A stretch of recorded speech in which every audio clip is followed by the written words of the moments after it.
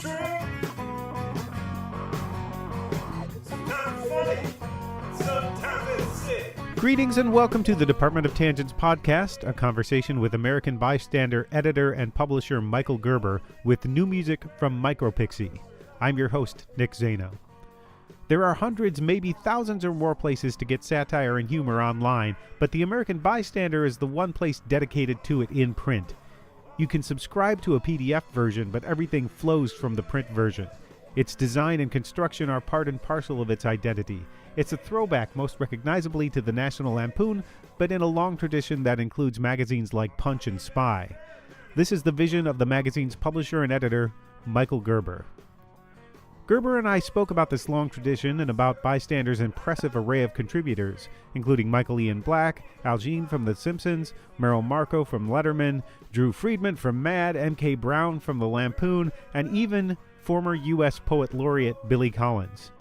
You can probably tell from that list that the Bystander isn't established on the sense of humor of just a few people controlling everything. It casts a wide net in terms of format and sensibility, and that's something Gerber believes will make it more durable and not seem quite as dated as its predecessors when, somewhere down the road, we look back on these early years of its existence. Of course, Gerber had a life before Bystander as a humorist and author of many books, including the Barry Trotter series of Harry Potter parodies. We talk about his own history and even touch on his changing attitude towards horror as a former fan, and how similar humor and horror can work in a mechanical sense. That's mixed up in a discussion of the difference between your comedy brain and your regular everyday brain, and how the comedy brain can be more reductive and in some cases even cruel. Gerber has a lot to offer, and the conversation skitters into a lot of different corners. This likely won't be the last time we speak for this podcast. And stick around afterwards for our featured track, new music from next week's guest conversationalist, Micropixie. But first, here's Michael Gerber.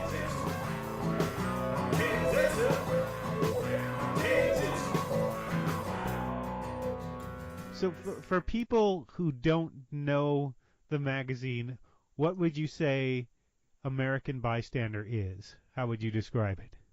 Well, it's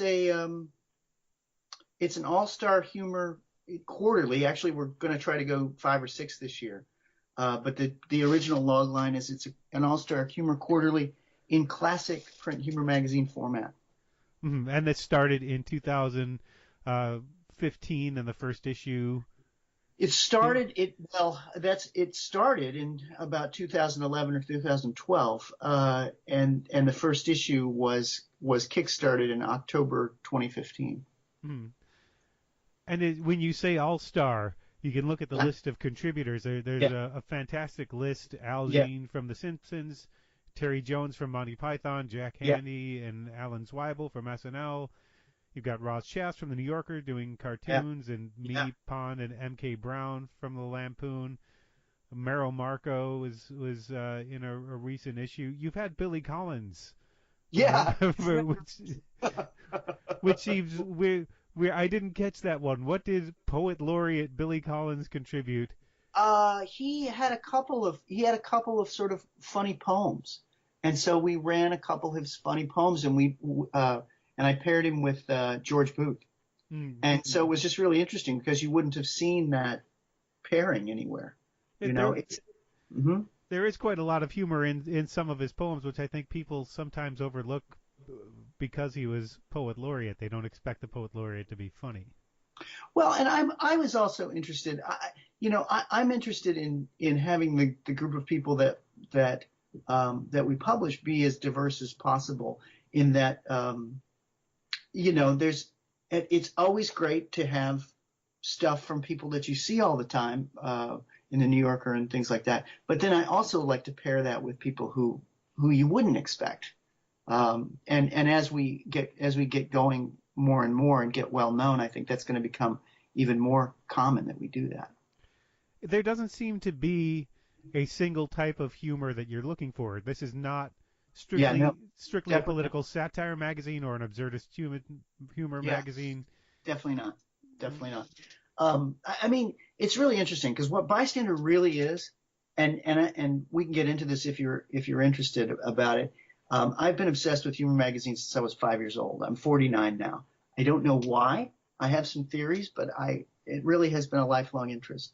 And so I've read all of them, from being a kid and then going to Yale and running the humor magazine there and getting to know the history of that. So, 150 years of how they did those things, and then reading foreign humor magazines, like Punch and those kinds of things. like Punch and Private Eye. Those are the main ones, but the Oldie is a magazine that I check out. English magazine called Viz, just different approaches and all that sort of stuff. So when Brian and Alan, Brian McConaughey, the comedy writer, and Alan Goldberg being a radio producer and a friend of Brian's, asked me in 2011 probably, to do Bystander, and the idea was we tried to start a humor magazine. Brian says, I tried to start a humor magazine in 1982. We could never get it on the newsstand. Would you be interested in trying to do one with the same name for today? And I said, sure. Do you want me to go into all this? Oh, yeah. I'd love to hear. I'll tell you the whole story. So it was interesting because I was just coming off an illness that nearly killed me. So my energy level, I wasn't sure whether I could pull it off. I wasn't sure whether I could put this thing together. So it took me a couple of years, and they would call me and we would have conversations, and they would ask me sort of leading questions. Well, if you were going to do it, how long would it be? Well, if you were going to do it, what would the price point be? How would you distribute it? And these were all things that I had been thinking about for decades.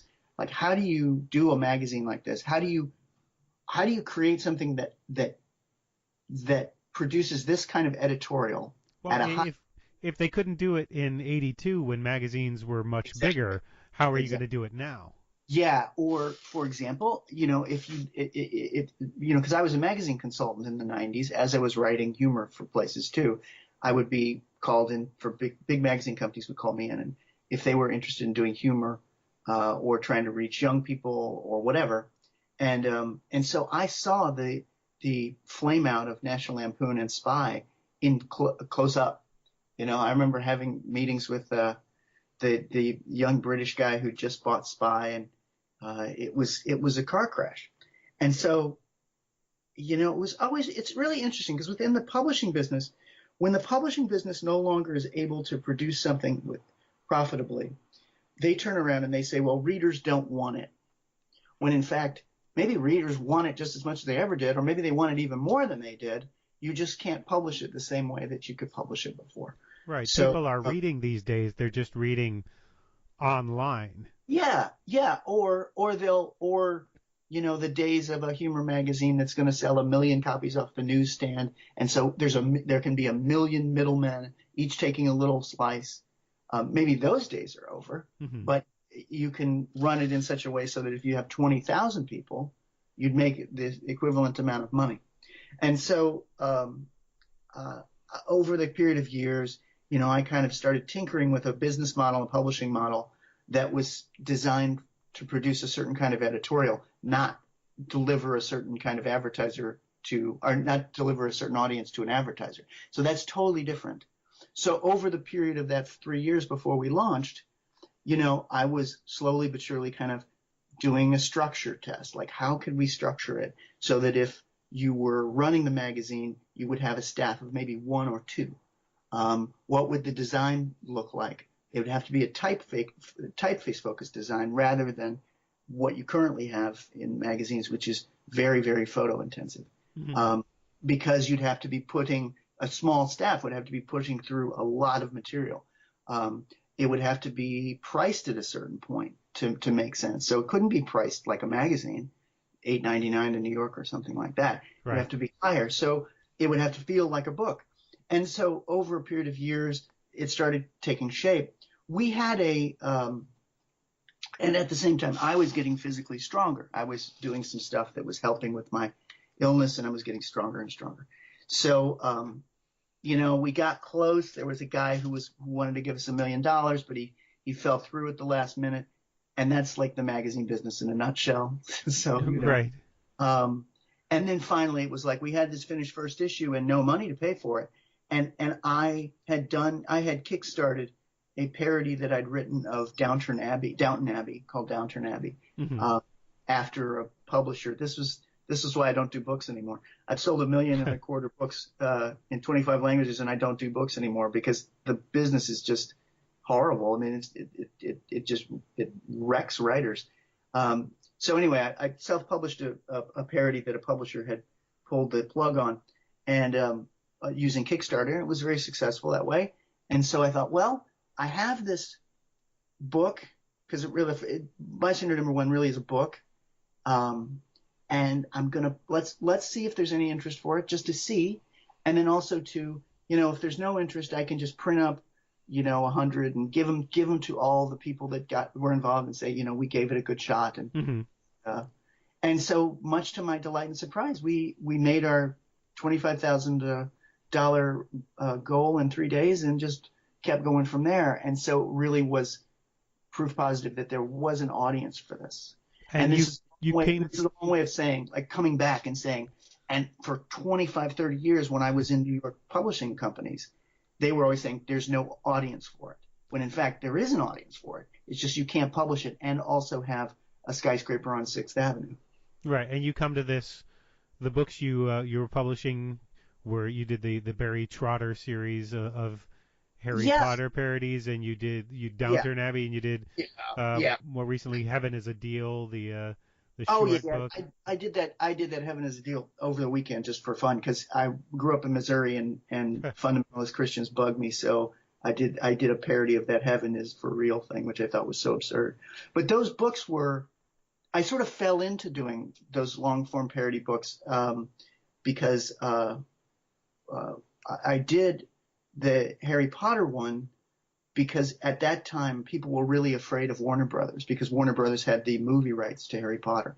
So people were concerned that anybody who would do a parody like Lord of the Rings, which I loved as a kid, of Harry Potter, that they would get sued. And I got to the point where I said, well, shit, if parody is protected speech, but people don't do it because you're going to get sued, well, then it's not protected speech. And slowly but surely, if Falwell versus Hustler is still on the books, but the reality is that nobody can parody stuff.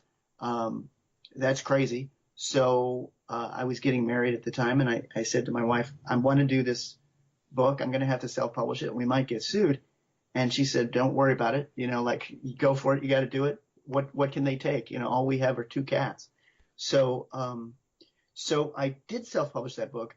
They didn't sue it because I had done it in the ways that you're taught how to do it at places like the Yale Record. And if you read Lord of the Rings and all that sort of stuff. So I was on the right side of the precedent. We didn't get sued.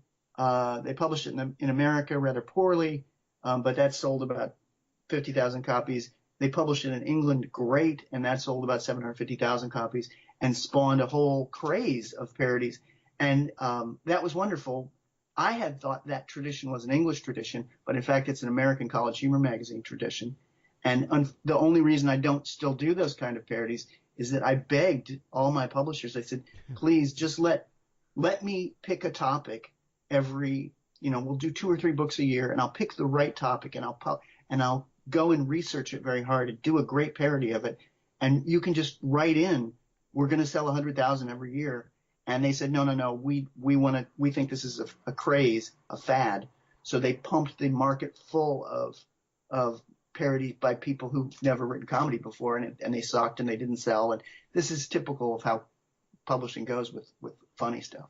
Well, and that was around the same time all of the horror parodies of classics were starting to come out as well. I think the Pride and Prejudice and Zombies and Sensibility and Sea Monsters and all of those things.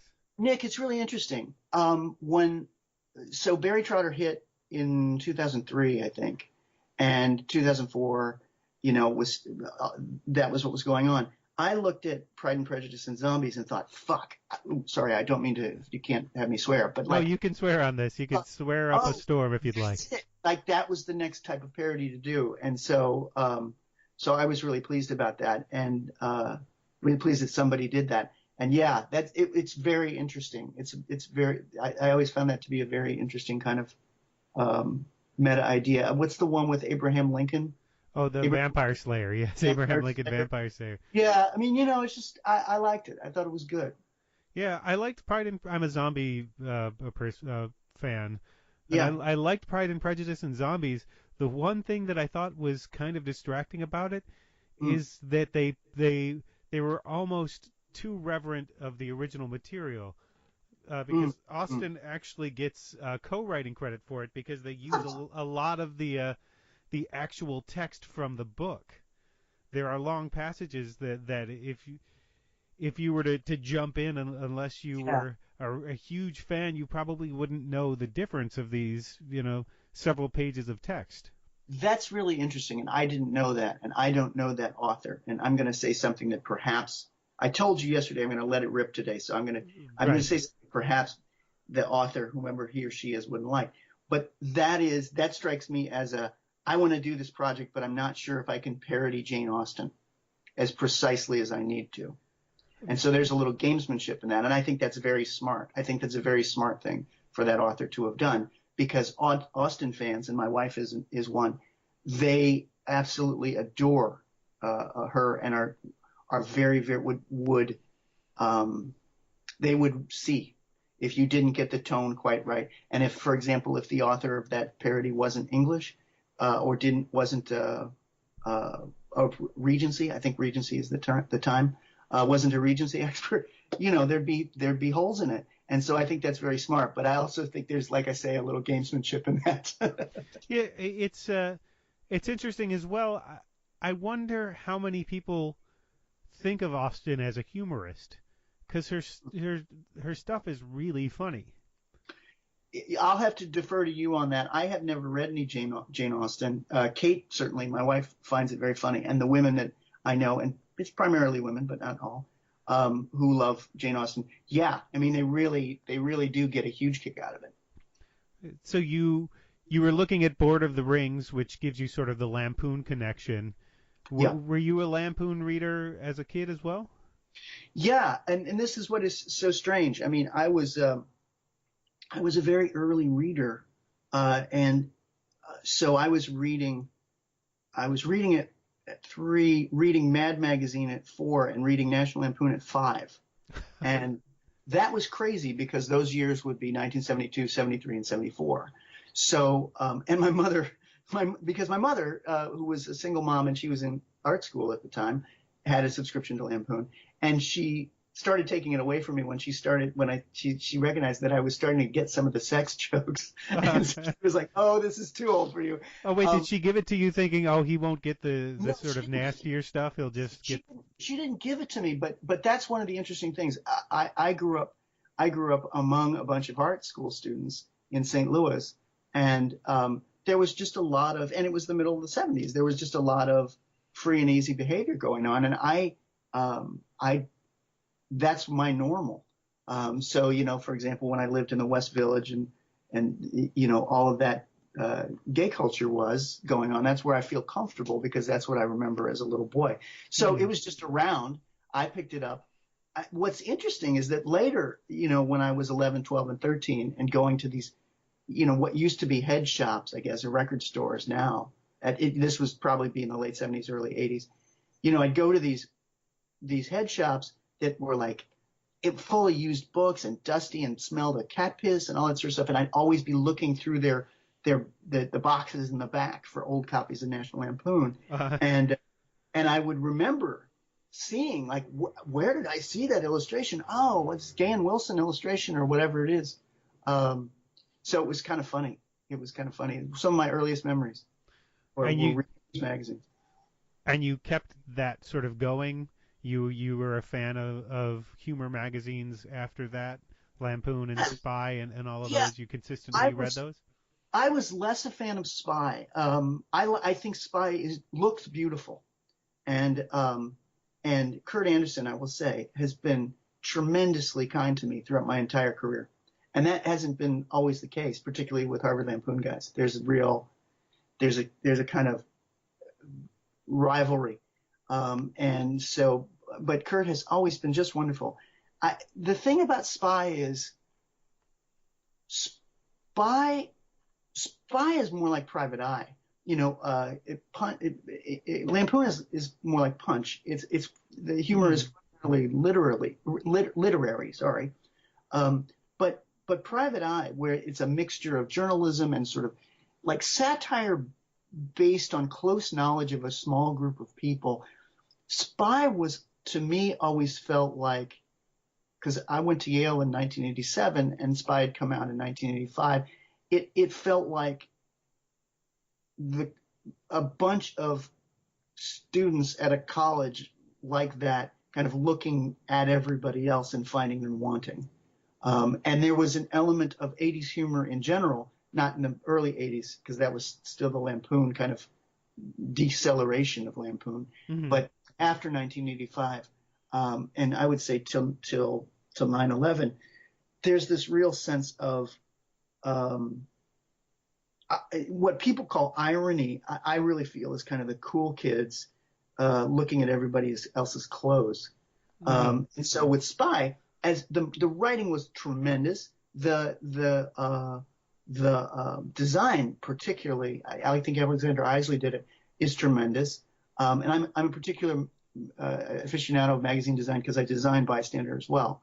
But the sort of obsession with the New York media culture, the obsession with the rich and famous, the sense of showbiz as being like that. What we want from showbiz is that it shouldn't take itself seriously, or like there's an element of Spy which is like making fun of old showbiz because it isn't self-aware enough.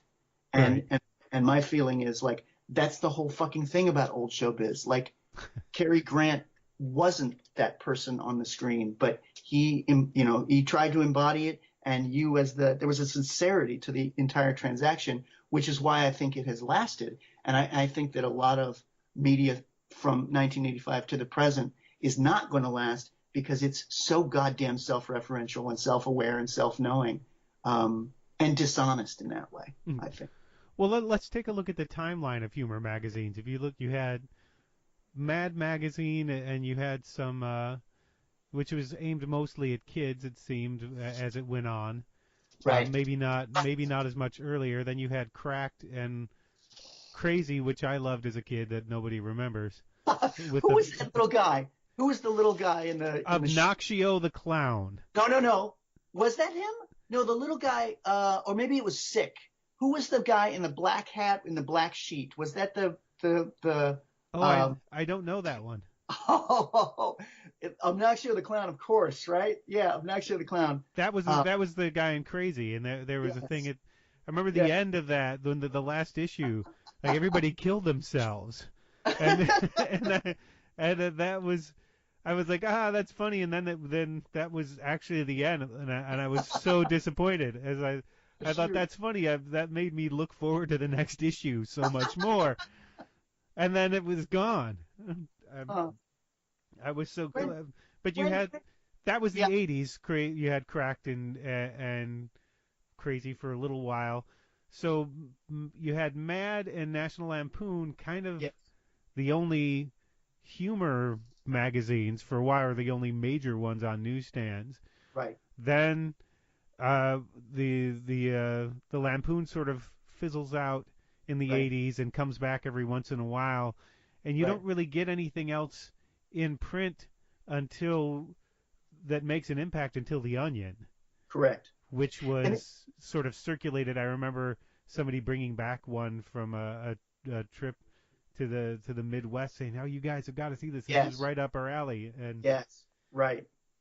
Yeah, I have some things to say about the timeline you just said. Is that all right, or do you want to just go into the? No, go ahead. Okay, so the interesting thing about Mad is that there's a real shift. It's like with SNL. So the first 5 years of SNL are really for adults, and then after they comes back and it's really aimed at kids. Right. Mad is the same sort of thing where when Kurtzman is running it, from 54 to 57. It's really aimed at adults. The format is first comics and then sort of a comic magazine, but it's aimed at adults. And then once Feldstein takes over, they really are aiming it towards smart 12-year-olds. And then you get this weird dissonance of people in their 40s and 50s writing jokes that they think 12-year-olds are going to like. And, Right. and that's where you get the sort of Dave Berg and all that sort of thing. And that was what Lampoon hit on so strongly. They did a parody of Mad, I think, in 71, early in their run, early on Lampoon. This great parody of Mad, which was basically saying that it was a bunch of, old guys in New York writing for what they thought 12-year-olds would dig. And I will also say this. I think Mad is great. And certainly when I was reading it in the 70s, I had this experience, and a ton of people have talked to me about it, where you learn so much about the wider culture from the parodies and from the magazine. But I think Mad had a chip on its shoulder from the moment that Lampoon started, in that Mad, certainly when I was talking to all the editors there in the 90s, they had this belief that it was being read by adults. And I think that was always their egos coming out and saying it's not worth it to do it for kids. It's worth it to do it for adults. We have to be, in quotes, important, like National Lampoon was at a certain period of time. And I just think that was crazy, because I think Mad is wonderful no matter who is reading it. And I think that a lot of its decay post-Feldstein came from this egotism that they felt that it had to be for adults, and yet, but they didn't really want to run a humor magazine for adults. It's a different thing altogether. Well, they wanted to be the mind ad version of Mad, which is interesting. I haven't looked at. I haven't noticed if in the reboot they're still doing the mind ad thing on the logo. What is mind ad? Yeah, because that's what Mad was. Mind ad. They would put the tiny little IND after the M, so it would be mind ad. They had that. Do you know what that is? That's independent news distributors. That's a newspaper or newspaper magazine distribution group.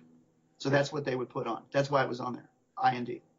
I remember reading something a long time ago where mind ad was some sort of philosophy of it. Maybe I have that wrong. Maybe somebody was just goofing on it. If it's true, I mean, regardless, it's amazing to learn something about it. Well, I haven't questioned it since I read it, so I've got to go back and see now. It just popped up in my head. Yeah.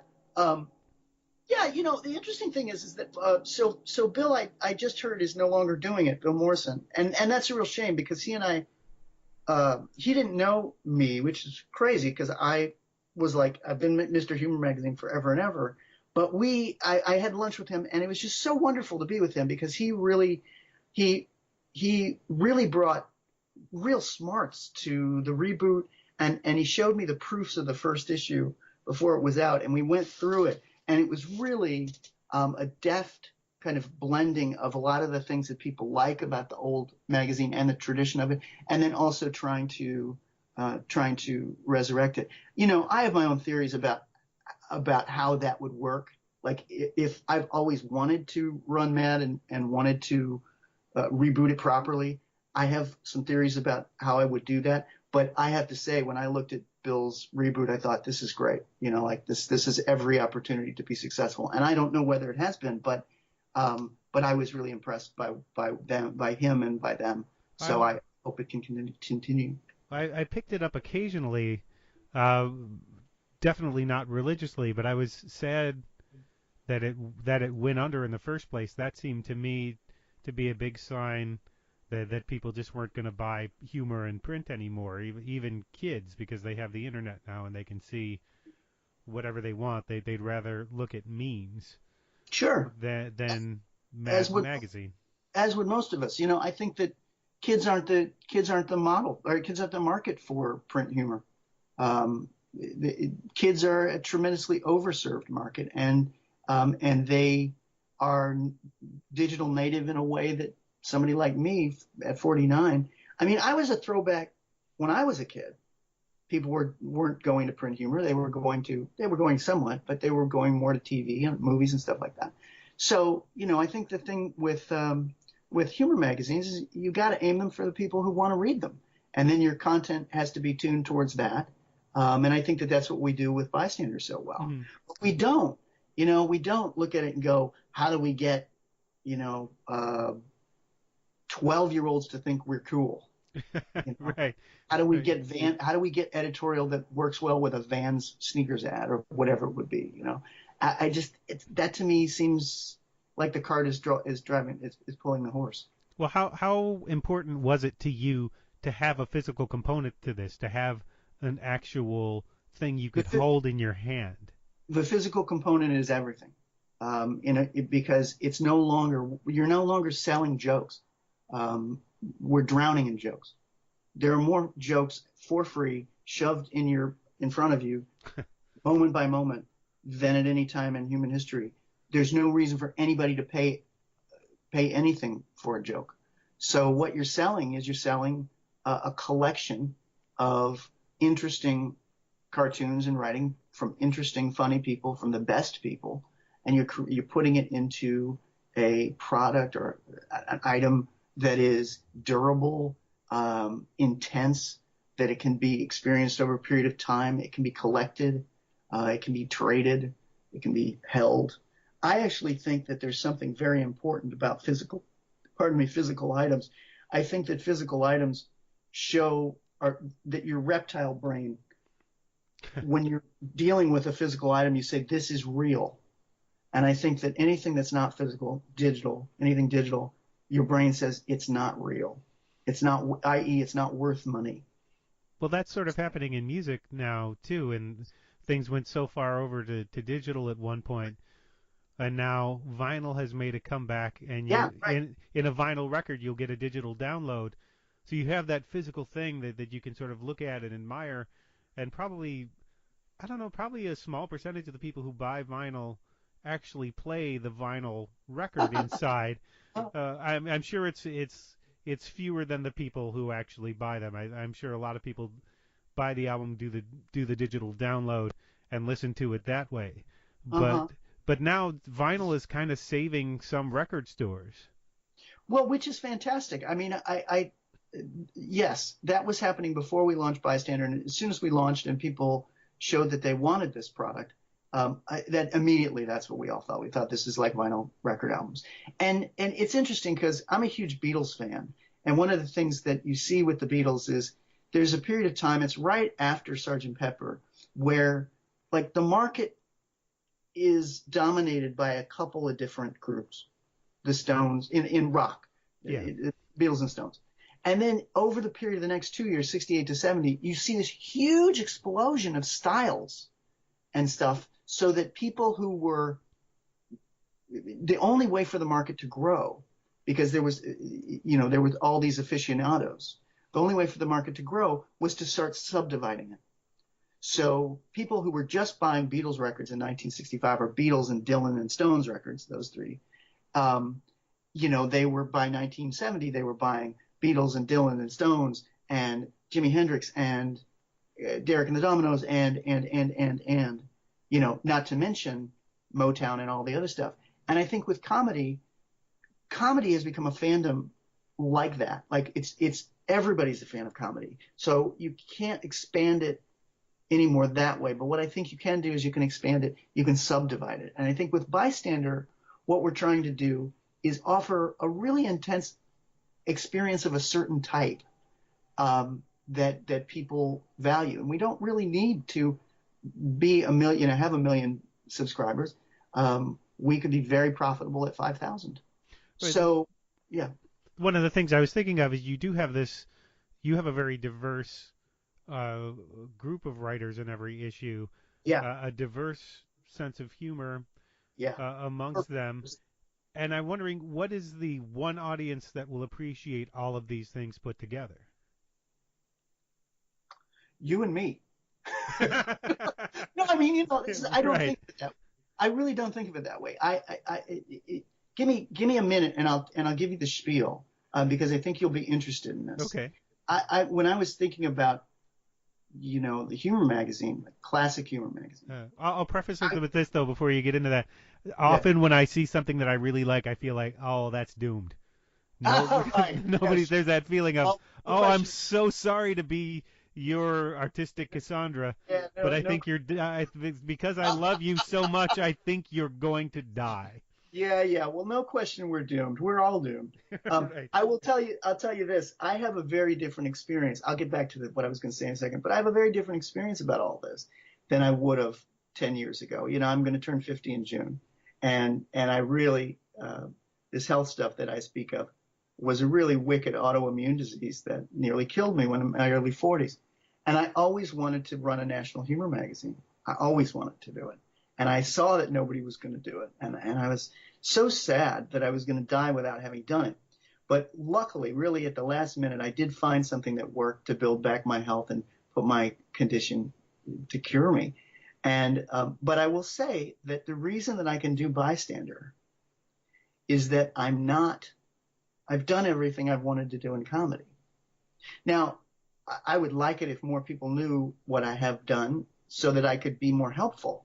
Like, for example, over the weekend, I think I said this to you, Gahan Wilson's stepson wrote me and said, can you help me boost the signal on this GoFundMe? Because we're trying to get Gahan into some dementia care help. And of course, so I spent the day doing that.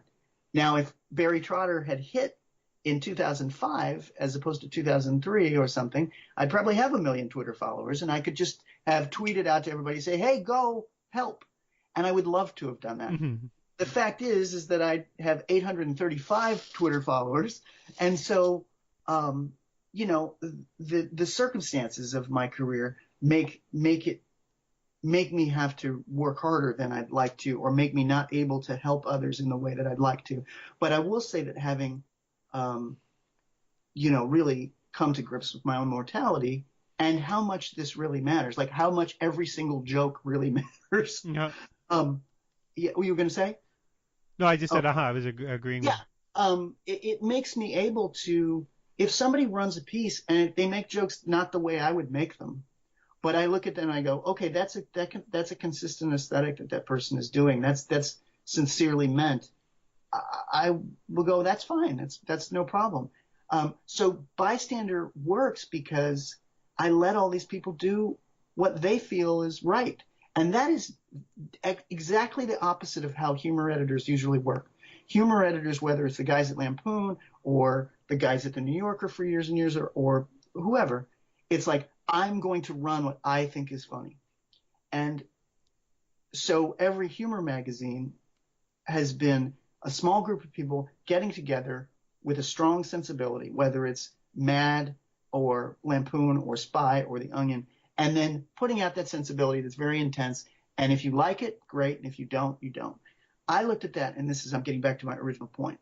Like, after the internet hit, that model of creating magazines, I don't think is very successful. And I think that's one of the reasons why magazines as a whole have gone down the tubes. There's a lot of reasons, but that's one of them, I think. The audience is incredibly, there's no more, you can't pretend that there's a monoculture, that the audience is a monoculture. Right. So it's tremendously diverse. And I think that the only way to really deal with that is to have your contributors be diverse if you can. I think that, like I say, we're drowning in jokes, so that it has to be a valuable object. Everybody's writing comedy. Everybody's funny. It's like everybody who read National Lampoon in 1972 and said, I'm just as funny as Doug Kenny. Well, what the internet has shown us is that a lot of them were right. A lot of people are really, really funny. And so the question is, what are you offering? And for me, with Bystander, you're offering an experience. You're offering a sort of shared love of this kind of stuff. You're offering a curation where I can find people and say, hey, check this person out or whatever. It's a community. It's a cult is what you're offering. Right. Well, that's interesting because what you're offering is the opposite of the cult of personality, which is the way other magazines were run, in Right. a time when we are so completely and utterly fractured, especially with the internet, that everybody can have their own little corner of the internet. If people only like jokes about left-handed people, they can probably find a page or two about it and just never deal with the rest of the world and huddle to themselves and tell those 4 jokes. Yeah, But now you're absolutely. trying to bring those people together under And there's one. yeah, exactly. And there's a reason, because that model that you just mentioned about the left-handed jokes, that means that when you're 85 and you need dementia care, you got to do a fucking GoFundMe. And I think that that's wrong. I think that that's wrong, that we've created a society where common decency like that has to be crowdfunded by strangers. And the reason that they have to crowdfund that by strangers is that the institutions that used to exist and used to be strong enough to give people health insurance and pensions and things like that don't exist anymore, Right. because all the money's been sucked up to the top. And even if they did, someone like Wilson would have probably fallen through the cracks of that because he's a freelancer. Exactly. So with Bystander, I really look at it as I'm trying to create an institution that is a sheltering institution. And I don't know if it's going to ever get big enough or strong enough for that. I want it to do that. And I think it has a chance to do that. But what is so interesting, Nick, is that is a really hard sell, because every contributor thinks that they're going to be the person that sells the 1 million books and doesn't have to worry about that. And as a person who's sold 1 million books, I can say, if you sell 1 million books, you will make $200,000 a year for 3 years, and then you will be done. That is not enough to pay for your health insurance for the rest of your life or whatever it is. We need these institutions. So slowly but surely, I think that people are coming around to it. I hope that there are some political changes that make it less necessary. But I gotta say, I got an email in 2011 or something that my friend and a dear, wonderful satirist, Paul Krasner, needed some money for dental work. And that was what made me talk to Brian and Alan and go, we got to do fucking something about this. This is crazy that somebody of his cultural stature has just been hung out to dry for the remainder of his life. And same thing with Gay. So, I think I knew that if I ran it, that it would be good, and we could have a decent shot at it being a big institution of some sort. But I knew if I waited and somebody else would run it, they would want to do what the guys at Lampoon did, which is build it up and sell it off. Right. By the way, Krasner is working on a new book, sort of loosely. I guess it's a fictional book based on his experiences with Lenny Bruce, with a Lenny Bruce type character. Wonderful. In the lead. He says that he's not working quickly on it, but he's working on it. So I'm looking forward to telling people about that. Yeah, that's wonderful. I can't wait to read that, and I hope that when that's ready, he'll let me excerpt it, because I'm fascinated. I think a lot of both I think a lot of the strengths and a lot of the weaknesses in modern satire go directly back to Lenny Bruce, and I think you can find those things. Well, I think he. I'm sorry. Go ahead. I think Lenny was honest about certain things and not honest about other things, and I think that his stance of listen, I'm gonna be a satirist, but don't pay attention to me because I'm corrupt as the rest of them. I think that Right. fundamentally weakened the stance of satire in our culture, and I think that's one of the reasons why we have more satire than ever, and it's less effective than ever politically. And I'm glad you brought up Krasner, because we can't really talk about print humor in America without talking about Krasner's influence as well. That's the truth. That's the truth. Yes. Yes, and it was so the Realist. It's funny. I've never talked to anybody about this, but I think the Realist was a very sneaky influence on Bystander, in that I loved his interviews. I loved, it was a very diverse group of people, and I also loved the fact that it was really beat culture, that it was connected to the beats.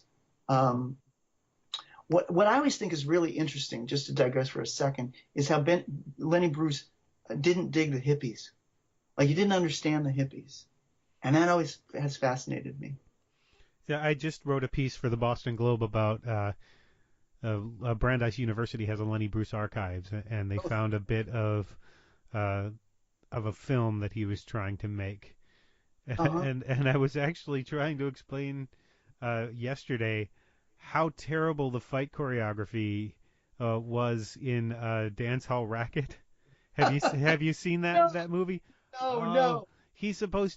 Lenny Bruce is supposed to be an enforcer. There's this sort of sleazy dance hall run by the Uh-huh. mob, and there's Uh-huh. at one point there where there's one guy treating one of the women poorly, and he comes out and they're both sitting at the table, the woman and the offending guy, Uh-huh. and she's in between the two of them, and he's facing Bruce, and Bruce is supposed to stab him in the back. So Uh-huh. it's the most convoluted fight scene. He has to reach over her and around him to stab the guy in the back, and he does nothing to stop it, and then just falls on the table, which That's is fun. which is a shame because the stuff he was doing himself later, uh, there's a certain presence there. I might write more about this if I can find out more about this. He could have been, I think, a decent film star and done sort of a transition into some serious roles if he had worked with people who knew what the hell they were doing. I, Nick, I totally agree. And as you're talking about this, I think to myself, what I wouldn't give for if is it the Maisels? Is that how you pronounce Yeah, their? yeah, Marvelous Miss Maisel. Oh, no, no, no. The documentarians from the '60s, Albert and another Maisel, the people who did Oh, okay, "Gimme Shelter." right. It would have been wonderful to have them just follow him around for a week. Follow him around for a couple of weeks because that would have been fascinating and gripping and wonderful. Um, yeah, Lenny Bruce is an interesting character for me in so many different ways. He's I think he had ironically I think he had less of a sense of his own potential than maybe the rest of us do. Right. you know, Well, I mean, I there's think also to the yeah. point that you mentioned earlier about satire becoming less effective. There's sort of I read a book years ago. It's a very sort of dry academic book, but it was called "Comedian as Confidence Man: Studies in Irony Fatigue," and Oh, it interesting. it looked at Lenny Bruce and oddly enough Garrison Keillor and Uh Bill huh. Hicks Uh huh. and Mark Twain Uh huh. and Ben Franklin, and one of the sort of theories of this was that if you're trying to present serious material uh, through humor, Mm-hmm. how eventually the more successful you are, the less successful you are, because the more people laugh at it, the less they take it seriously. I think there's something to that, and uh, Sean Kelly and I have talked about this for years. Just a related point called "Now This," where if you look at the original couple of years of SNL and you look at Weekend Update, the jokes are landing pretty hard because nobody's done that kind of stuff in American television. They did it at TW3 and all that stuff Mm-hmm. early in the 60s, but not over here. Now, and I can tell you because I wrote for Weekend Update in the 90s, it's it's like you get this audience, you get this. It's a very interesting experience because you're talking about the president, then you're talking about the Pope, then you're talking about a dolphin that is washed up on the ocean, then you're Right. talking about Katharine Hepburn, then you're talking about the inventor of the Post-it, then you're talking about the president, then you're talking about Vladimir Putin or whatever, and everything is just grist for the mill. Everything feels equivalent, and I think that that's a lot of there's a lot of things that have given us Trump, but I think that that's partly what has given us Trump is this sense of everything is equivalent. Well, I think that kind of started also with the idea of politicians using humor, and that's one thing, Yes. with Nixon saying "sock it to me."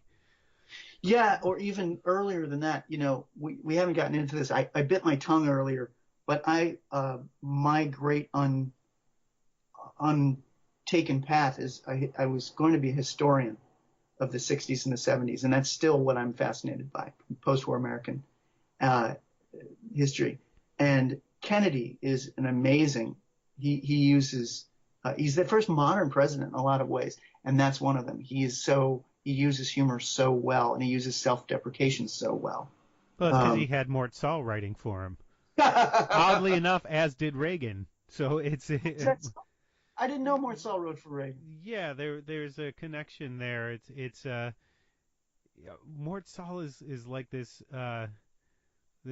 sort of Zelig character of anything, for several decades he just sort of pops up everywhere Yes. where there's something important going on.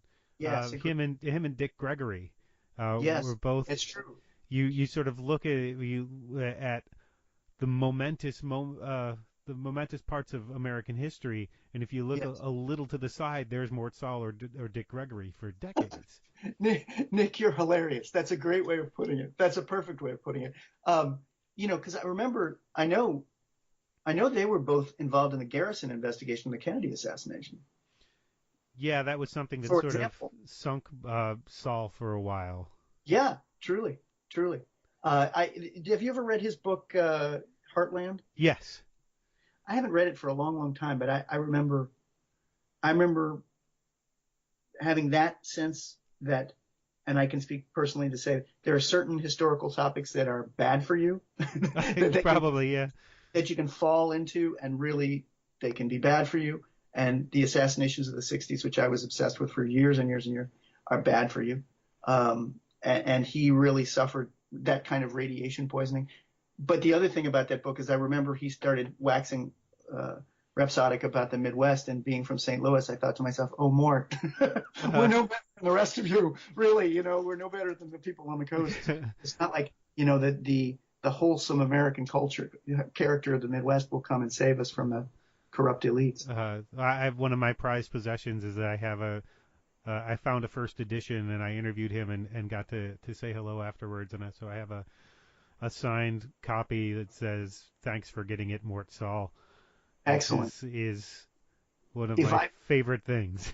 If I ever meet you, make sure I don't know where that is. Good. Because all right. My morals are strong, but I don't know if they're that strong. That's great.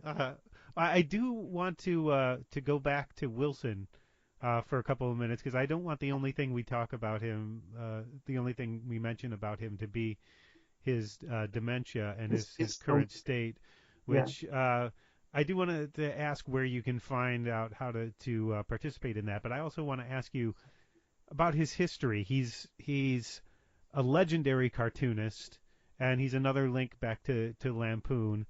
Mm-hmm. And we have him in Bystander too. Right. So how important was it to you to have him in your pages? Oh, well, Nick, I mean, so much of this job is saying thank you to people that I've always wanted to work with or that I've always admired. I'm endlessly reaching out to try to get somebody like Elaine May. Oh man, I got to get Elaine May. Right. When Tommy Ungerer died last month, I thought, shit, because I'd been trying to get to him last year because I just love his work. Because what we're trying to do is we're trying to preserve a certain era of culture, and these people are the ones that know how to do it. And in Bystander, I jam these 85-year-old people and these 25-year-old people together, hoping that whatever happens technologically, whether we continue going down this social media digital road, or print somehow comes back, or we have flexible paper, or whatever it is, that the knowledge of how to transmit information in this way isn't lost. So your question about Gan was how important was it for me to get him into the pages? Mm-hmm. Very much so, because I have felt that he's just a very important cartoon. I think he's very important. I think he's also very distinctive. There's lots of people who work in a sort of similar style. And this was really interesting because the Yale Record, believe it or not, was one of the cradles, these kind of cartoonists like Peter Arno and stuff like that. And so you could see them developing the style, and it starts to come about in the 1920s, and then the New Yorker happens and gives them an outlet, and they all start to work in this style. And there are certain people who, like Arno, are strong enough artists to kind of break out of that a little bit. Gan Wilson is absolutely unique in his line, in his topics, in his approach to a joke. just absolutely unique. And I also thought, I said this to you yesterday in email. I have a conflicted relationship with horror culture now, just because I'm older now and it gets into me. It scares me more than it did before. Mm-hmm. So I don't have the kind of calluses that you need to really enjoy it. But I think that there's something. I was thinking about our interview before we talked, and I was going to say this, that I think after National Lampoon, American comedy has an element of unprocessed trauma to it. Mm. And so the people who really connect are people who are working with their unprocessed trauma. And the people who are drawn to get into it as a business is do it every day, are people who see it as a way to soothe that unprocessed trauma. But what I can tell you is that, certainly in my case, you could say in Doug Kenny's case, you could say in Richard Pryor's case, you could say in John Belushi's case, all these people, Lenny Bruce's case, that comedy isn't strong enough medicine. It can make you feel better in a small way for a small period of time, but you need another dose. You need another laugh. And I was walking around thinking, if this is true, those kind of laughs aren't laughs. You're choking. You're trying to get something that's stuck in your throat. Something is stuck in your craw and you want to get it out. And I think for me, not to make this all about me, but I think for me, when I was a kid, I looked around and I thought, this is the richest country in the world. We have plenty for people to be fed. Everybody can get educated.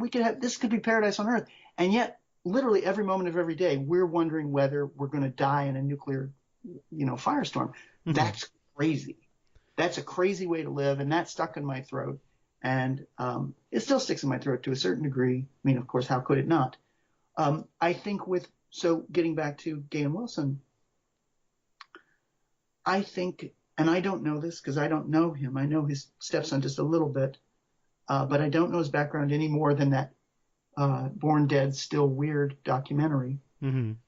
I think that he suffered some serious trauma, and I think that his material, he's aligning himself with the dark and with the frightening, with the bizarre and with the scary. Well, I think there's a lot of comedy that's really effective if comedy and horror are really effective together, I think. Yeah. Now, Nick, I was going to ask you this. From my perspective, I think they're effective together because they're fundamentally the same thing in that you're trying to elicit a limbic reaction in an audience. It's just a slightly different reaction. Do you think that's right? Yeah, I think that's right. I think that there's also an idea that they're about tension and release. Yes. And that you have to you set somebody up and then you let them off the hook, and the humor lets them off the hook, but the horror doesn't until at least the end, or the horror is about keeping you on that hook as long as possible, and comedy is more frequently about letting you off the hook as quickly as possible, that sort of quick hit, so that you can get a dozen laughs in a couple of minutes. Yeah, that's interesting. That's interesting. There was something on Eli Roth has this the history of horror series that he did. And it was somebody, I think, I'm forgetting who it was that mentioned it, said that they love to put humor and horror together. For one thing, it's odd. People have a hard time accepting it. They don't know whether to call it comedy or horror, but they like the idea that you get somebody laughing uproariously and then you do something horrific and that laugh catches in their throat. Like, yeah, Jesus, look at that. Yeah, that would be hard for me as an audience member. I would feel that the compact, that the implicit the implicit contract between me and the audience as the audience member and the creator would have been violated by that. In that you've given me a certain set of rules and now you've switched the rules.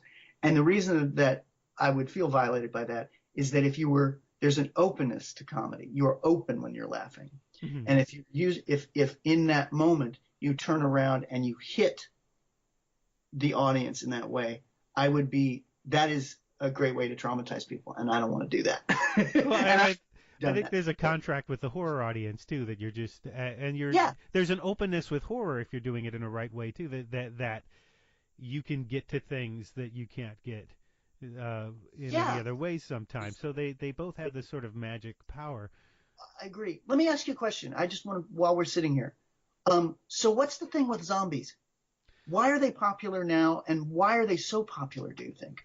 I don't know necessarily why they're more popular now than ever, but there are a lot of different sort of uh, connections behind them, a lot of connections to certain things happening that are more believable. Somebody in that same series, that History of Horror series, mentioned that I don't really believe that a wolfman could happen. I don't believe that a vampire could happen. I believe that given what we're doing with science these days, zombies could happen.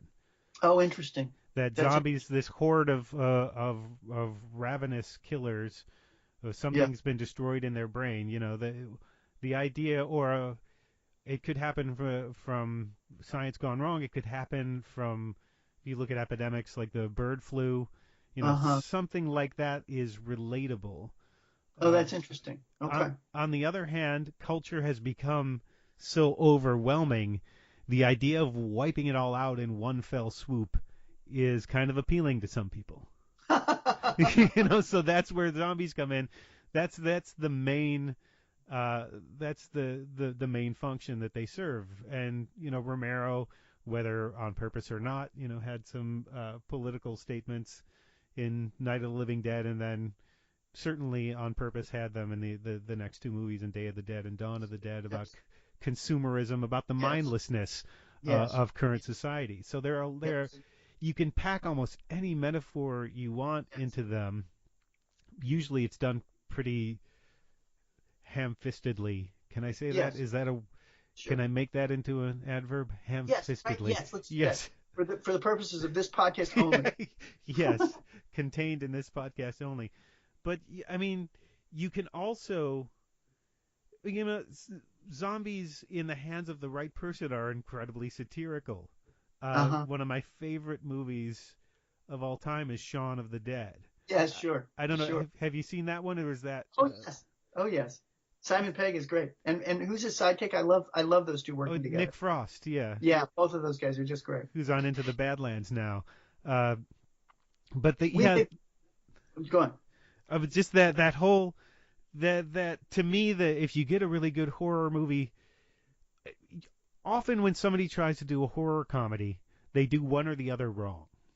Uh-huh. They, Right. they don't get it. Either the comedy's really good, but the horror is just kind of, Right. there's no actual horror. It never sort of takes my breath away. They're never showing me something I haven't seen somewhere else before, Mm-hmm. or if it's a horror movie that they want to add some humor to, that it's just really terrible, lame Mm-hmm. jokes. But if you can get both of those things working together, American Werewolf in London Yes. did it well. Yes. Reanimator did it well. Yes. Right. Uh, Exactly. Gremlins did it well. Yes, you're right. And Shaun of the Dead did it. And that Shaun of the Dead kind of, I always liked horror, but when Shaun of the Dead uh, came out, Mm-hmm. my interest in the genre sort of exploded. I was like, oh yeah, I remember because I remembered how I felt watching American Werewolf in London, and how, hey, wait, this is really funny, and oh my God, that's really gross, and those things jammed together. How that was such a thrill ride. It was such uh, it was almost like an aerobic workout by the time you get to the end of it, because you've been laughing, and then you're ha ha Right. ha, Right. that whole sort of thing. Well, it's so interesting because the magazine Bystander is designed to look like it's from the late 70s or early 80s, and that's on purpose. Like the typefaces are chosen in that way because I think that there was a blossoming of a certain kind of comedy that you're talking about with American Werewolf in London, because it's not, Animal House is not Porky's. American Werewolf in Right. London is not whatever direct-to-video, werewolf movie with jokes and naked teenagers that are on, it's on Cinemax in the weekends. Right. Um, So there's, I think there was a particularly gifted group of creators in that period of time, in the late 70s and early 80s, in comedy, and with Landis, I think certainly horror as well. He might have been the person who talked about that making the joke and then getting it that caught in your throat. And for him, I gotta say, for him, I have never had a problem with that. I've never been in a John Landis movie and felt that he was being cruel in that way, because the humor felt authentic to the situation, and the horror felt authentic to the situation. And of course, life is funny and terrifying in equal measure. So that's interesting that you say that was him. Yeah, because that was always that movie, for example, was a wonderful movie. And I think the romance in that movie is good too. There's real chemistry. When I watched it last, I felt that there was real chemistry between the love interests, the main character and the love interest. And that's what made the horror work as well.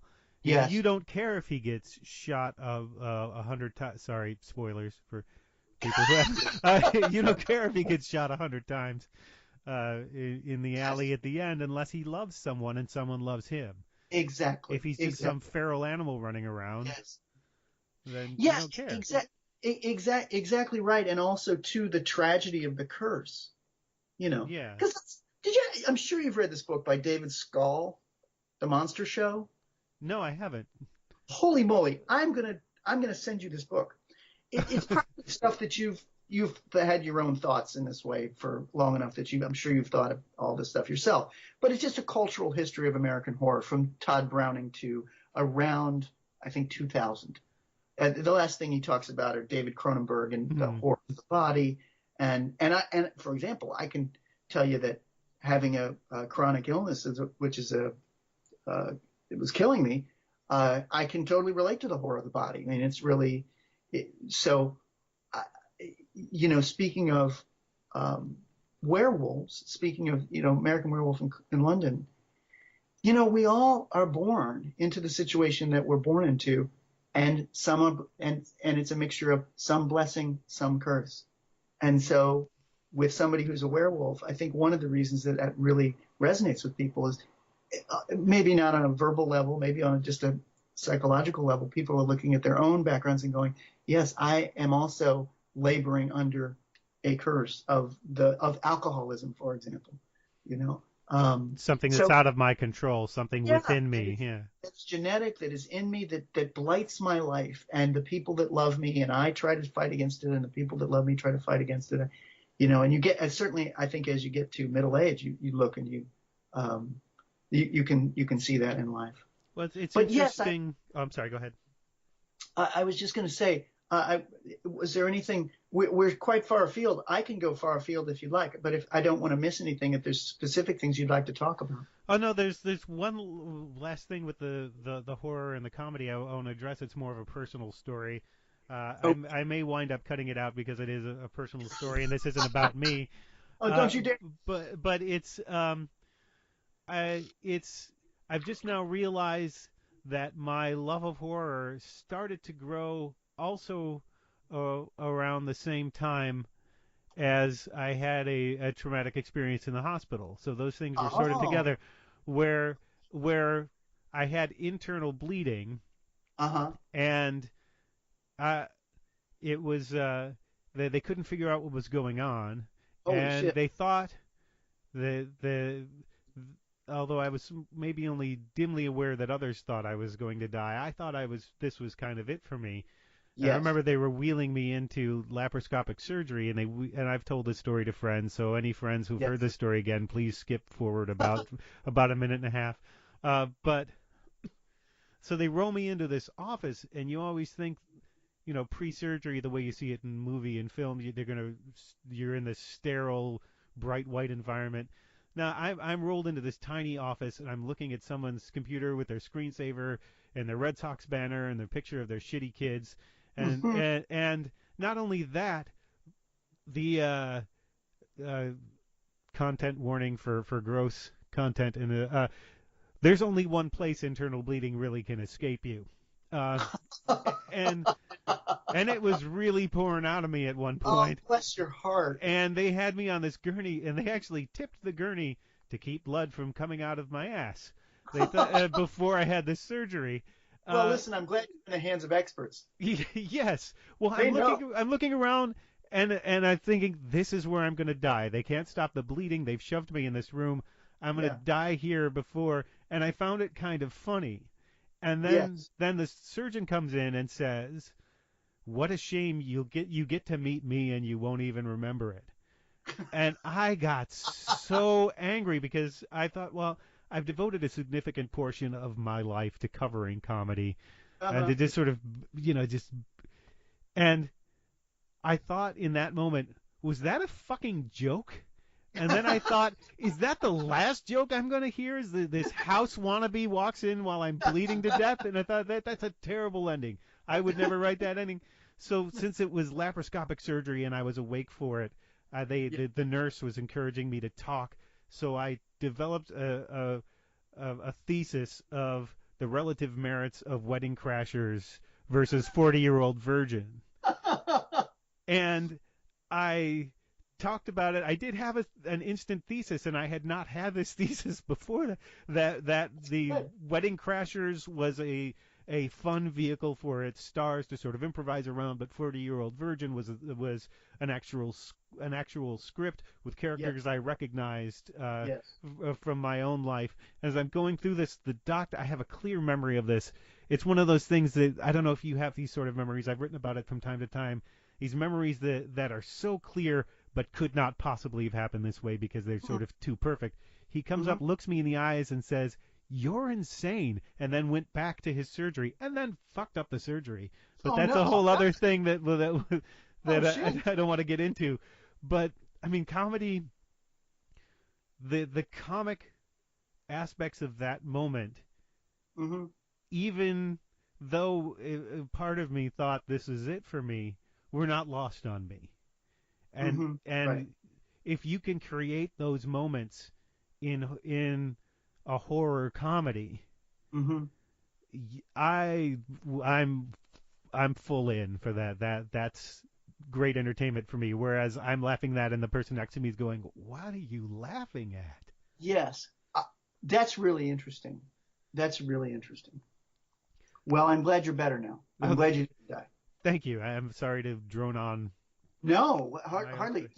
I want to say it's interesting because I think that horror comedy, at least in print and humor magazines, Krasner did it a bit with the parts left out of the Kennedy book, where LBJ is fucking JFK's corpse to turn the throat wound from an entry wound to an exit wound. Yes. So there's that, but then that really becomes mainstream with Michael O'Donoghue, and right. Michael O'Donoghue, I think, he's long dead at this point, but he's one of the guys that I really get this hit off of like, you're really not doing comedy, are you? You're doing something. Right. You're creating feelings. You're creating uncomfortable feelings in people, and the cultural response in our culture is to laugh, to relieve that tension, but it's not really funny. And one of the things that I get, speaking of this dishonesty, I had talked to his biographer, a friend of mine, and I had said, I'd looked at something and I'd said, "Hey, was Michael O'Donoghue into S&M?" And just personally. And this guy said, "Yes, in fact, I found some stuff in his files that made me think that was so." And I thought to myself, well, shit, like, if that's your thing, no problem with that being your thing. But I don't know how to put it. It's like, if you're going to be Lenny Bruce and you're going to talk about, and honesty and speaking truth to power is going to be your shtick, then tell us what's really going on with you. Tell us that you're spending, you're living the Charlie Parker lifestyle. You're spending 16 hours a day looking to score. If you're Michael O'Donoghue and you're writing quotes comedy, but there's a real undercurrent of sadism to it, at some point, I feel like it's important to cop to that, so that the audience can know what it's in for and can know you as a creator rather than just be sort of manipulated by you. So there's a certain. I look back on some of his Lampoon stuff, and I look back on some of the Lampoon as manipulative in this way, in that they got confused. They got confused. They thought that the depiction of horror was comedy, and I think a whole generation sort of got confused about that. And then you have the people that come after that first group at Lampoon, where you've got P.J. O'Rourke, where he uses the depiction of horror to dehumanize. And I mean, it's funny, Nick. This week I got my first "Why aren't you making fun of the left?" Letter from a ex-reader who was angry because I was only making fun of Trump and we weren't making fun of I don't know, the people that made that kid from Covington High's life hell for about 48 hours. Right. And it was really interesting because what they always say is the same thing. They say the old Lampoon made fun of everybody. The old Lampoon said both sides are wrong. And I thought to myself, yeah, and the old Lampoon was wrong. Because George McGovern was not equivalently corrupt and nasty as Richard Nixon. That was both sides were not wrong. And it's satire without distinction is nihilism. And the Lampooners were not, the first 5 years, the good years of Lampoon were not nihilistic. When you got into P.J. O'Rourke, where he's making fun of everybody who's not a rich white American, yeah, that's pretty nihilistic. But there's a misperception of that generation of comedy. And as those people have gotten older, people who read it in 1973 when they were 18 years old and felt it was liberating, it's not the point of, the Lampoon School or whatever you want to say, isn't that everybody's for shit and you just got to get, you've got to get all you can. Leading back to, not everybody's a zombie you can shoot in the head so that you can get right. money. There's a deep alienation that comes out of these people when they talk about comedy. They say, "Why aren't you feeding that for me?" I'm like, well, because I don't want to do that for anybody. A lot of not to ramble on, but this is actually kind of important. People who are listening to this, who pick up a copy of Bystander, I think they will see the quality in it through and through. It may feel quiet to them. It may feel quieter than they expect. And some of that is print. Print is quieter. Print is quieter than improv and stand-up. Certainly quieter than cartoons and things like that. But also, I don't want people to be addicted to this publication. I don't want people to, my marketing friends are always saying, you got to have a constant stream of material that people are constantly checking out online and they can't go without. I think to myself, no, that's part of the problem. We have, we've got literally 10 years before the planet cooks itself, and we can't stop, and myself very much included, can't stop looking at fucking Twitter.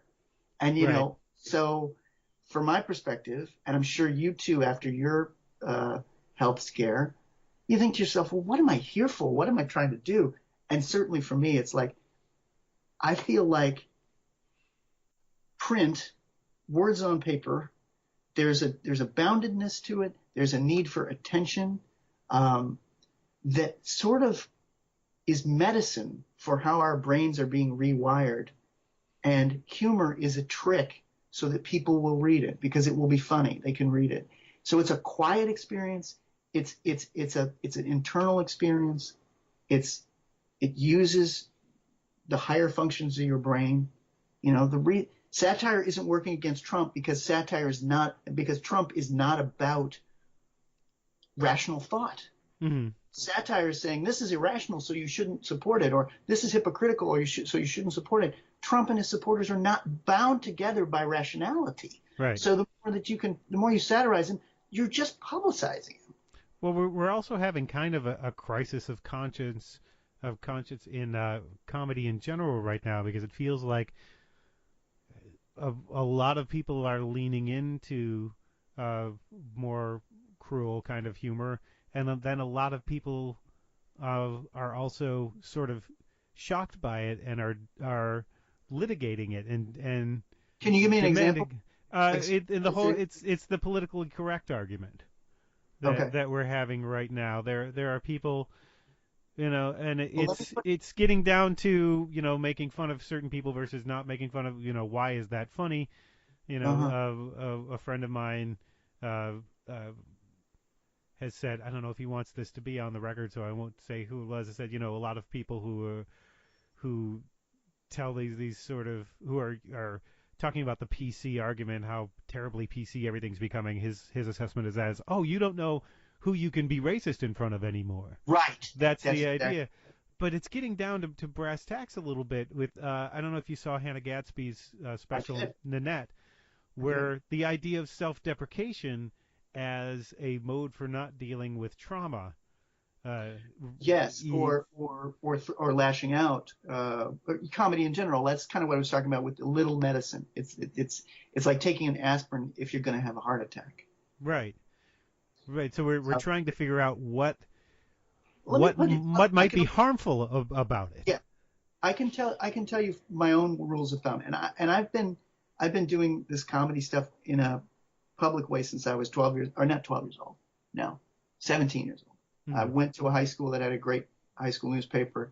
I was the humor columnist there. That's what got me into Yale. And I remember one of the first columns I did made somebody mad. And she and her friend who was on the football team came to the paper after school and said, "Where's Mike Gerber? I want to talk to him." And my best man in my wedding, I could see him through a window. I didn't know what was going on. I could see him point at me. And I was like, "What's going on?" And so they walked in and they ripped me up one side and down the other. And they said, "Your column that talked about Sesame Street being a ghetto offended me." And I said, "Okay." I said, "But that's how it looks to me. I live in Oak Park, Illinois." And she said, "Well, I grew up on the west side of Chicago in the real ghetto, and that made me feel not a part of the school, and it made me feel bad." And I learned something in this experience that I've always kept with me, which was I looked at her and I said, "I'm really sorry. That was not my intention. I don't have that same background. So my joke was coming from a different place, but I recognize that I offended you, and that was not my intention. I apologize."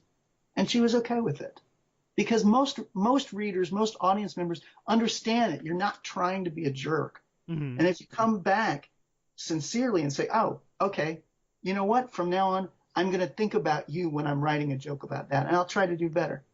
Well, I think I I think think that's sometimes all. the result is. I'm sorry. Go ahead. I think that's all that most people want. I think all most people want is to be heard and to say, "Hey, I had this experience." When I was writing the Harry Potter parodies.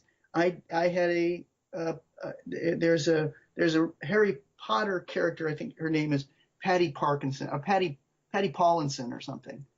And I made her into Percy Parkinson's. Hmm. And so I gave her a tremor or whatever it was. And I got a fan letter from a girl in England, and she said, my mother and I were reading your book together and laughing so hard until we got to that part because my grandfather has Parkinson's." And I wrote her back a letter, and of course I felt terrible. And I wrote her back a letter saying that was callous and insulting on my part. That was not my intention. I really, really apologize, and I hope that you enjoyed the rest of the book because that was the point. The point was to give you a respite from those kinds of things, and I didn't think. And so, I don't think there's anything wrong, particularly when we can get to this massively diverse audience so easily. I think there's nothing wrong with making a mistake and also acknowledging the power that you have as a creative person, and certainly if you get access in a way that other people don't because of your talent or because of where you went to school or how much money you have or your skin color or whatever it is. I think that's the world we all live in. We acknowledge that that's the world we all live in.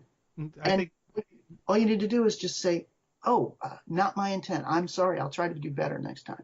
I think one of the reasons why it might be happening more often is just because if somebody read a magazine in the 70s and they were offended by something, first of all, if a Yes, magazine had that certain sensibility, they probably wouldn't have gotten to that magazine. So correct. second of all, if somebody who this magazine wasn't their thing, read the thing and was offended by something, they didn't have a means to transmit it to millions of people all at once. Yes, and easily too. So that if somebody read, I'm sure there were plenty of people who were offended by Lampoon every month. That was kind of the point of some of the articles, I think. Right.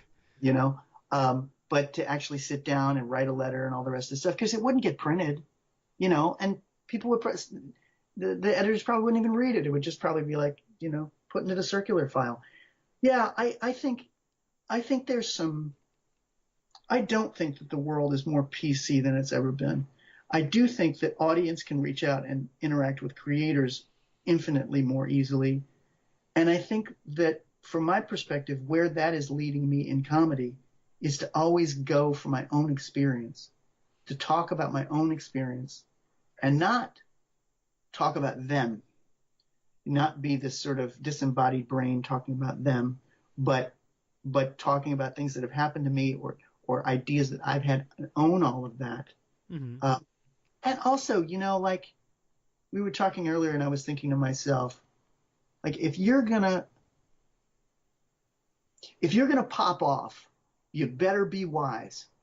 You better be wise, Right. Not just like smart, but like so wise. What's the possible ramifications of this? What kind of world are you creating? All the rest of the stuff. And there's a lot of people who got into comedy because they're angry, because they're traumatized, right? And there's a lot of things that traumatize people, and you can understand, and it's better than going up to a bell tower and shooting somebody. I totally get that, to be a stand-up or a comedy person or whatever. But, you know, like, there is a point where people, you go, like, fuck, don't get your trauma, don't spread your trauma all over the world. Like, go into therapy, make your jokes. Yes, make your jokes.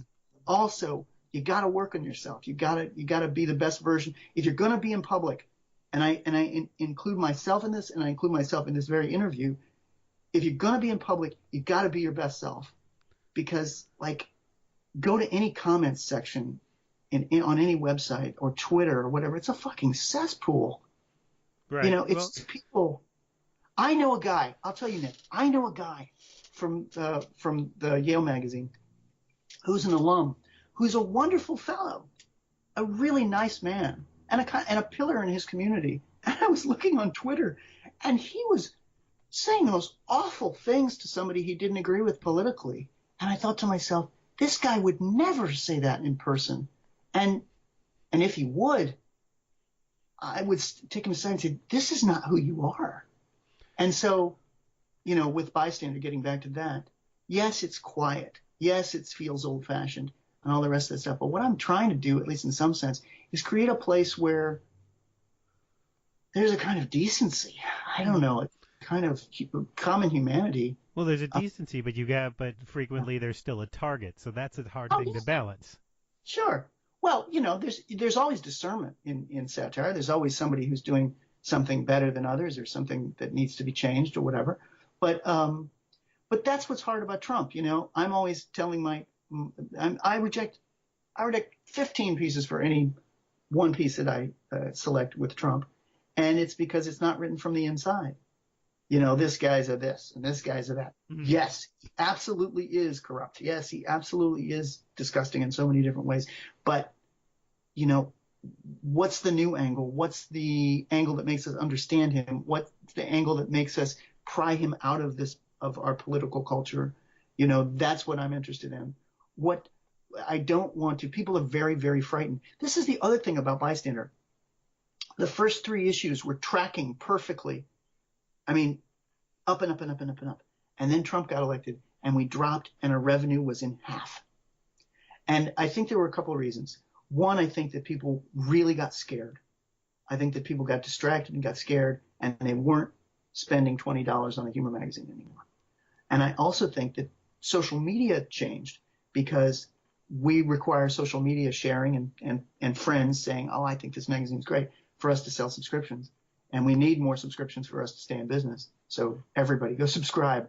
But it was that every time I'd launch a Kickstarter or announce an issue or something, something horrible would have happened. Like, you know, tent cities with children in them or you know, somebody shooting 55 people in Las Vegas. Our political climate, our cultural climate is it seems to be ramping towards horror. And I don't feel that it's responsible to put more horror into people, even though that's easy, even though that's what contemporary comedy since 1970 teaches you how to do.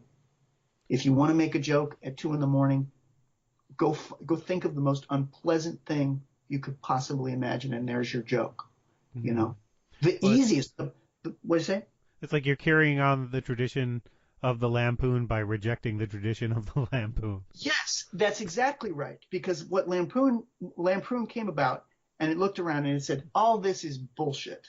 Like all this showbiz, Bob Hope stuff is bullshit. It's not real. It may be funny, but it's not real.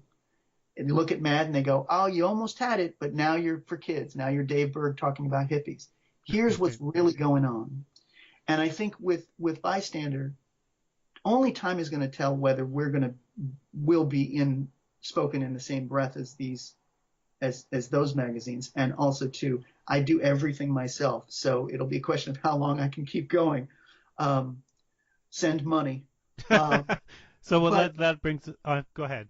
But I will say that, you know, I can't tell what history is going to say, but I will say that it's sincerely meant, and it's also it is meant with what would be good for our readers, what would be good for our culture, where the hole is in our culture, where we can kind of use humor to help heal, to help people feel more able to deal with their lives, not less, not more frightened.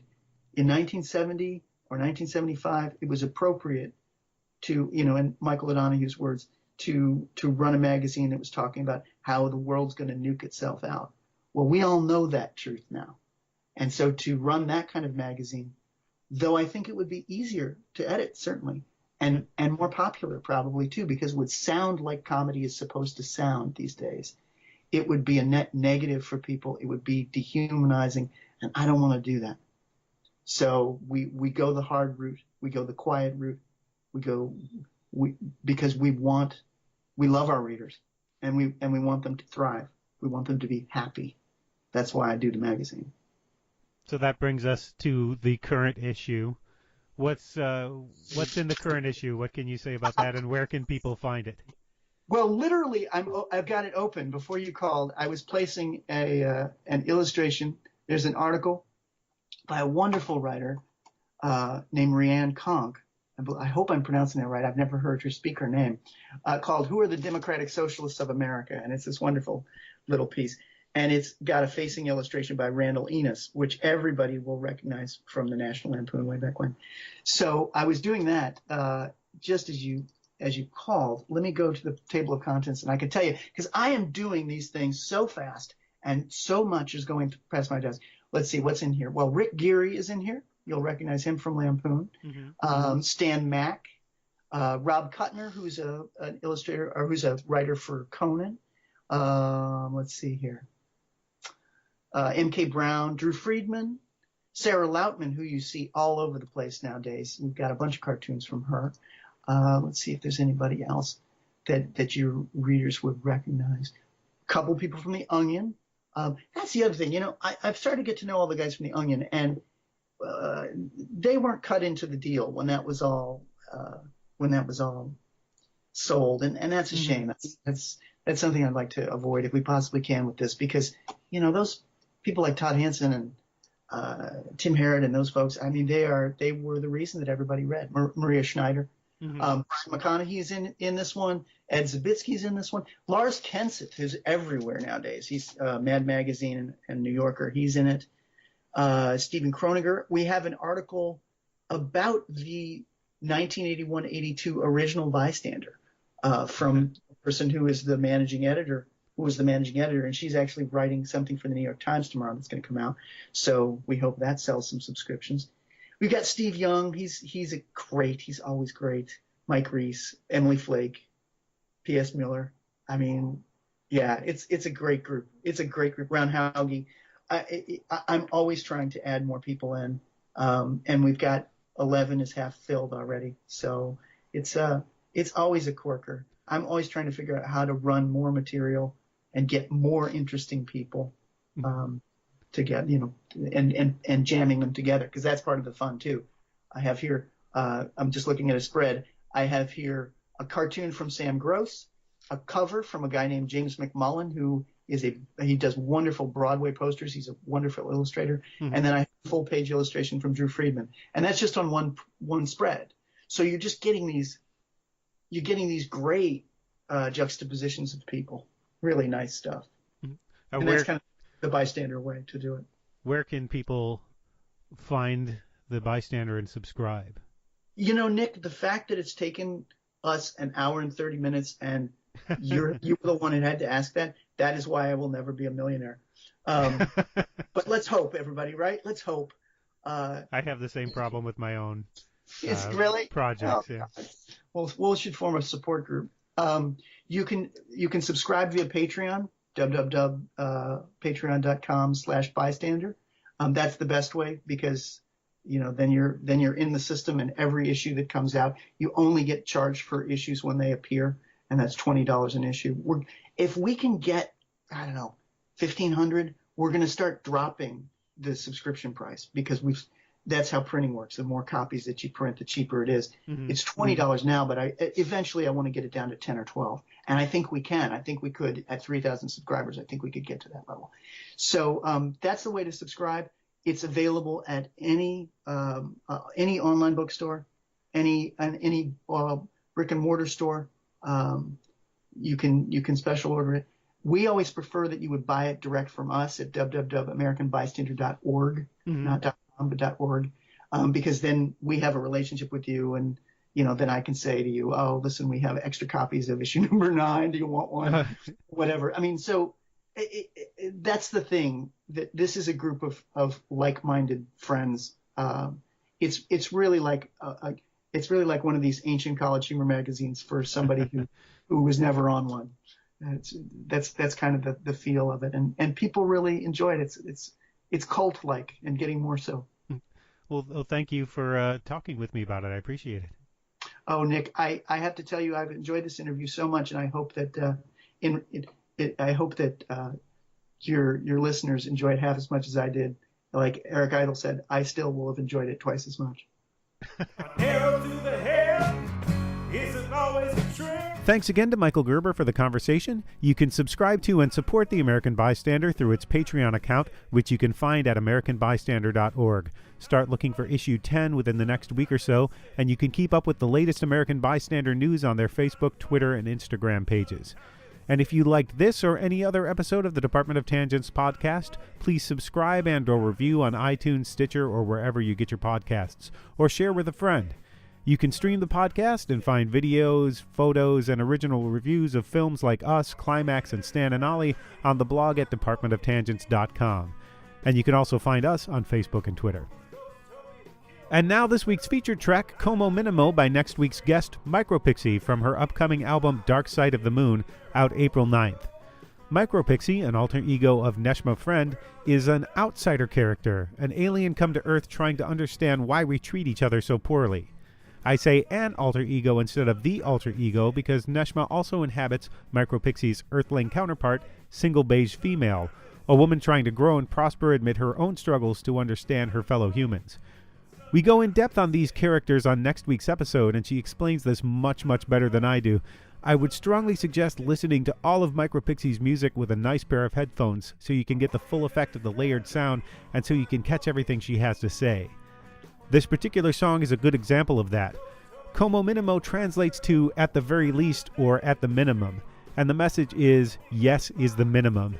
In other words, fellas, you need to do more. As Micropixie sings, if the mantra is boys will be boys, that will eventually turn into men will be creeps. But it's just locker room talk, right? Which is boorish at best.